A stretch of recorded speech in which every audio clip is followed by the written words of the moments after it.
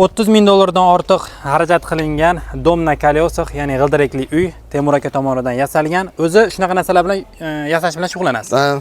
Buni o'zi uchun yasagan va eslatib o'tamiz, sotuvga qo'yilgan kimdir birinchi mashina ham emas. Ha, birinchisi ham emas. Ha, bu 6-chisimi, 7-chisi. Tushunarli. Ford nechinchi yil? 2011. 2011 rangini o'zgartirib o'zi uchun sepgan ekan. Raptor.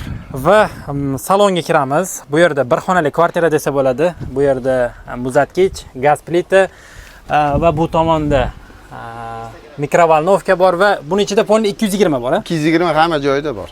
Bu yerda Captiva'ning sideniyalari, bu tomonda televizor va gaz datchiklari, sveta muzikalar, yana nima bor? Wi-Fi bor, bu tomonda konditsioner bor. Xullas full.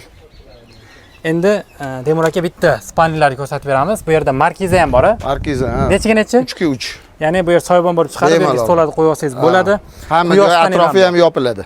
Atrofi ham yopiladi. Ha, uning hamma narsasi bor. Любой joydan qishda ham ichida normalni o'tirsa bo'ladi. Tepada quyosh paneli ham bor.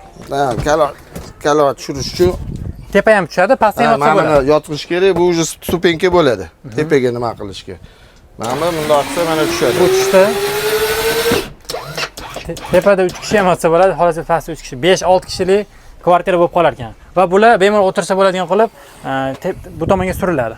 Bu yerlarda mana yopiladi, konditsionerda tashqi tomonda agregati va botib qolsa chiqaradigan o'zini damkaratlari bor. Bu dush qilsangiz bo'ladi, atrofi shuni o'raladi, tepadan suv tushadi, yana qaytarib solib qo'ysangiz bo'ladi. Xullas hozir ochib qo'ydik, bu yopiladi.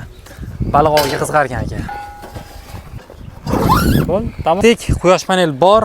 Bu yerda krani bor, ya'ni u narsalar tepaga olib chiqish uchun, baland bo'lgani uchun 900 kg ko'tariladigan kran ham qo'yib qo'yilgan. Xullas azizlar, full variantda sotuvga qo'yilgan.